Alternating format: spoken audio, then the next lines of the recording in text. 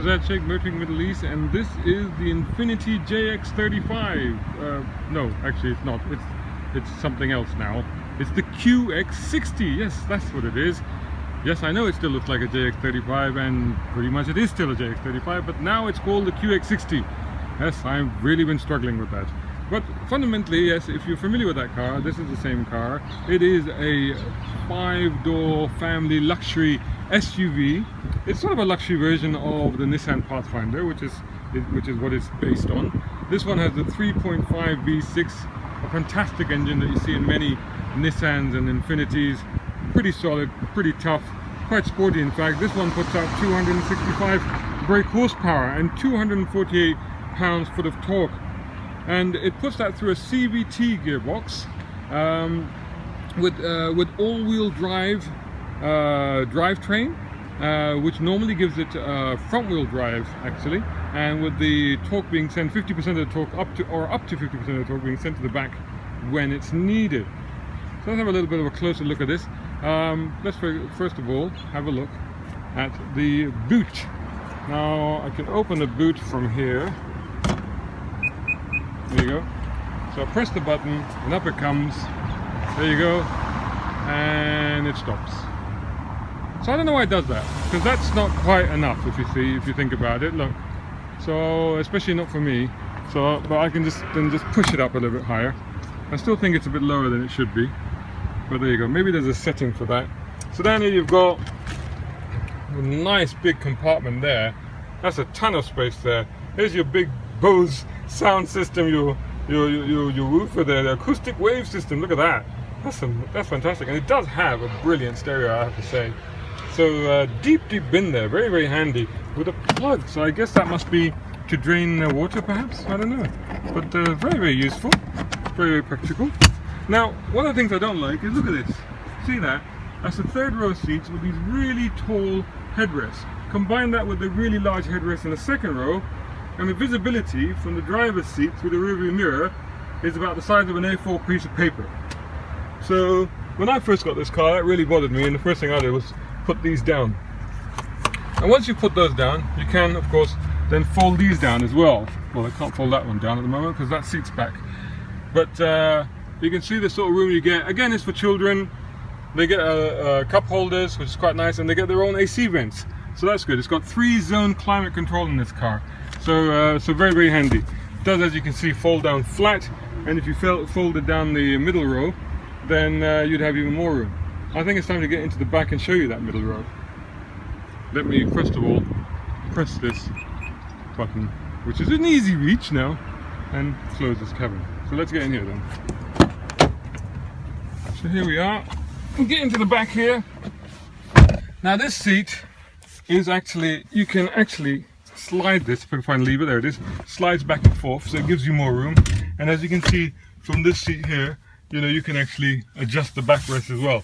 So it's quite adjustable. And in the middle here, you've got your center armrest with the 2 cup holders that you can make out there. Good amount of room. I'm sitting with my knees quite high, so the floor, which means the floor must be quite high, which would be okay for most people, but I have long legs. I'm 6'1" or more than 6'1" with quite long legs, so it's a little bit, and there's not enough room under the seat. I don't know if you can make that out, maybe from here, and I can't really, you know, so I haven't got much room to stretch out. But you know, if I move this seat as far back as I can, well, that actually is as far back as it will go. So it's okay, but for me, it's not so great. Down here, you've got a power supply, 3-point power supply. That's quite handy, and another power supply there. And then you've got headphones and aux and little things, you can volume controls for each of these screens, and your own AC climate control buttons here, and a display, and your vents as well. And these are 7-inch screens, which, you know, you can work individually, as you could tell from the individual to the front, and alter the volume according to how you want it. Right, it's a bit hot. I want to get in the front and start it up.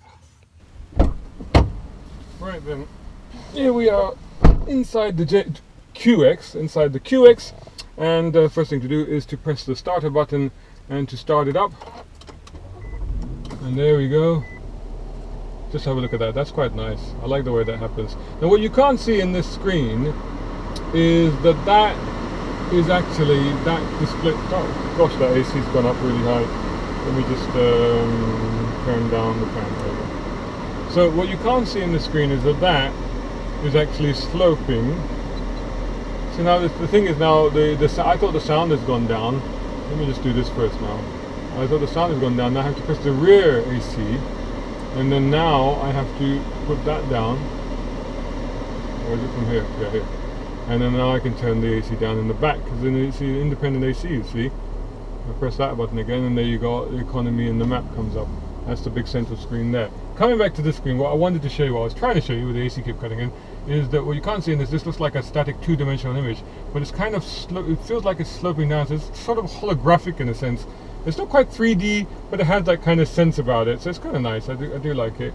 So down here you got a button here. This is for information, so this button here, this will change that and give you various bits of information, trip computer stuff and all those sort of things.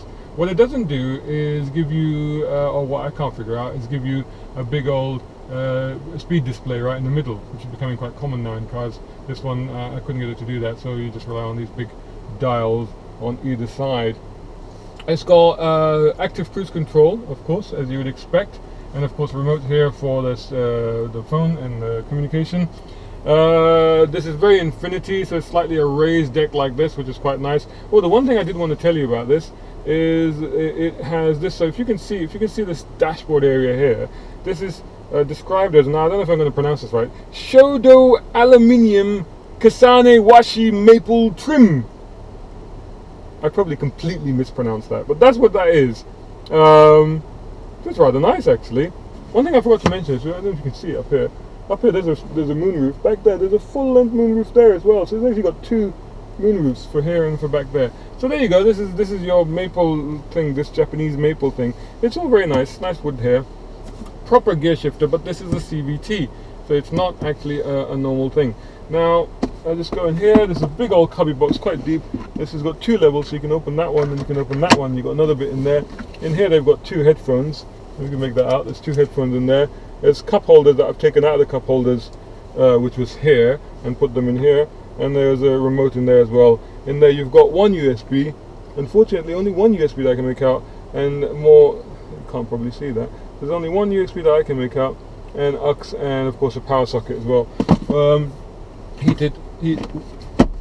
So over here you can see the heated and cool seats and the modes.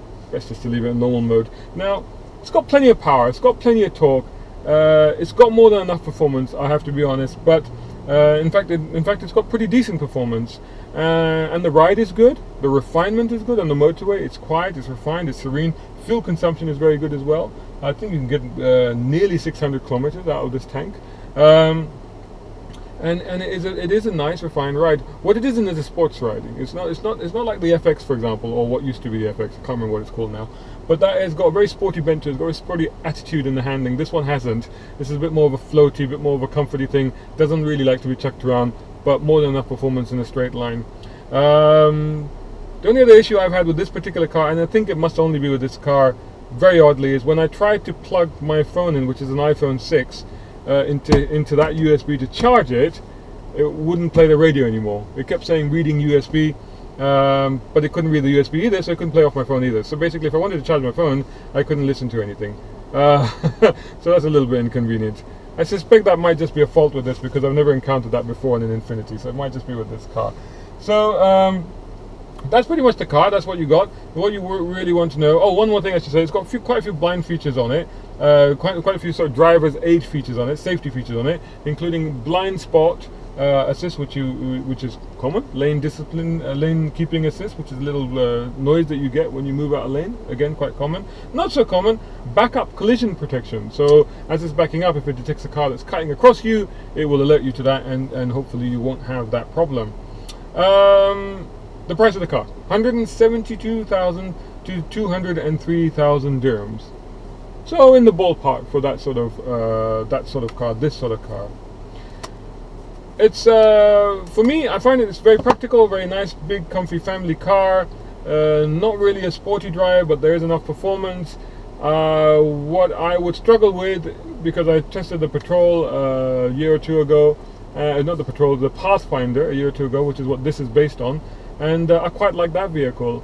And quite frankly, it's one of those things where I'm struggling to see why you'd pay more for this when you could just have the Pathfinder, which, to be honest, was a fairly good vehicle. So, full review as ever on motoringme.com. Please do look for us in social media, on Instagram, on Twitter, and definitely on Facebook, where we put up a lot of stuff. Just search for Motoring Middle East. And likewise on YouTube, you can find us by searching Motoring Middle East. And if you're watching this on YouTube, then do subscribe. Thanks very much for watching. Till the next one.